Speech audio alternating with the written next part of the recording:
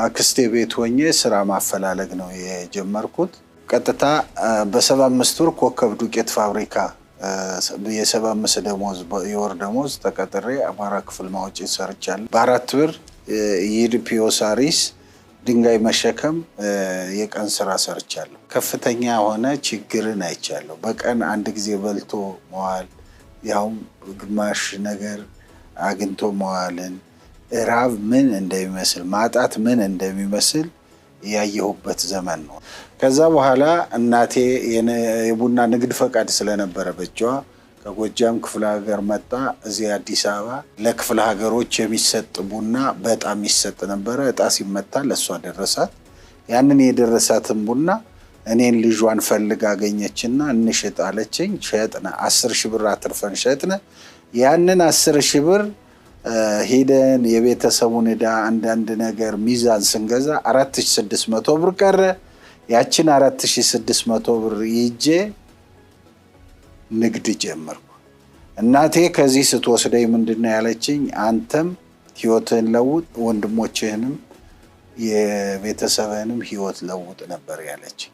ይሄንን አላማ ይዤ ጎጃም ገባው።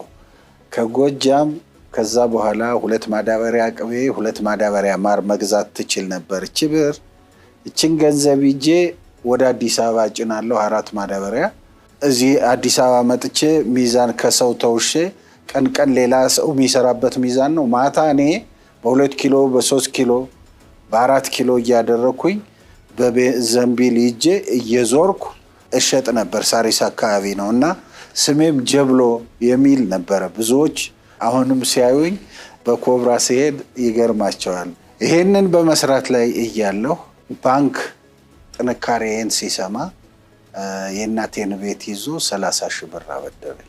87 ዓመተ ምህረት ነው ይሄንን ሲያበድረኝ። ከዛ በኋላ ብዙ ቅቤና ማር ወደ አዲስ አበባ ማምጣት፣ በጅምላ ማስረከብ፣ ከዚህ ደግሞ ጨው፣ ስኳር፣ ቆርቆሮ የመሳሰሉትን ይዤ ሄጄ እዛ ለአርሶ አደሩ ማቅረብ፣ የግብርና ውጤቶችን ወደ አዲስ አበባ፣ የኢንዱስትሪ ውጤቶችን ወደ ጎጃም ይዞ በመሄድ ስሰራ ቆየሁ።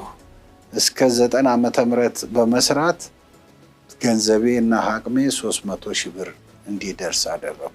አዲስ አበባ መጥቼ ቅቤና ማር ማከፋፈያ እዚህ ጎጃም በረንዳ ላይ ያዝኩ። 82 ሺህ ብር እናቴን ያንን የሰጠችኝን ገንዘብ 82 ሺህ ብር አድርጌ ለእናቴ ሰጠሁና ልጆች ይስሩ፣ እኔ ደግሞ የራሴን እድል አዲስ አበባ ሞክራለሁ ብዬ ወደ አዲስ አበባ መጣሁ።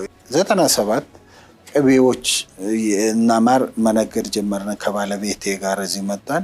በ90 ዓመተ ምህረት ትዳር መሰረትኩኝ። ባይዘው አለፈዋለሁ። ትዳር መሰረትኩ፣ አንድ ልጅ ወለድኩ። እሱንን ይዘን ነው ወደ አዲስ አበባ የመጣን። ከዛ ባለቤቴና እኔ አንድ ላይ ሆነን ቅቤና ማሩን ስንሰራ አንድ ጓደኛ የመጣ ለምን የኤክስፖርት ስራ አንሰራም አለኝ። 94 ዓመተ ምህረት 180 ሺህ ብር እኔ ያዋጣው እነሱም እንደዛ አዋጡና ለሶስት ሆነን የኤክስፖርት ስራ ጀመርነ። ዋናው ስራችን ቦለቄ ነበር ምንልከው ወደ ውጭ። 4 ዓመት እንደሰራን 97 ዓመተ ምህረት ለየራሳችን ለምን አንሰራም ተባለ።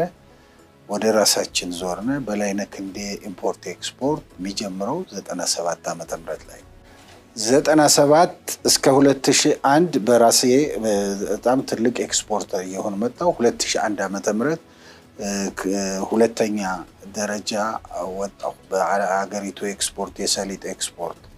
የዛን ጊዜ የሚላከው በጣም ብዙ ምርት ነበር። 300 ሺህ 400 ሺህ ኩንታል ነበር መልከው። ከ2001 እስከ 2012 90 ምናምን% አንደኛ ነኝ እኔ።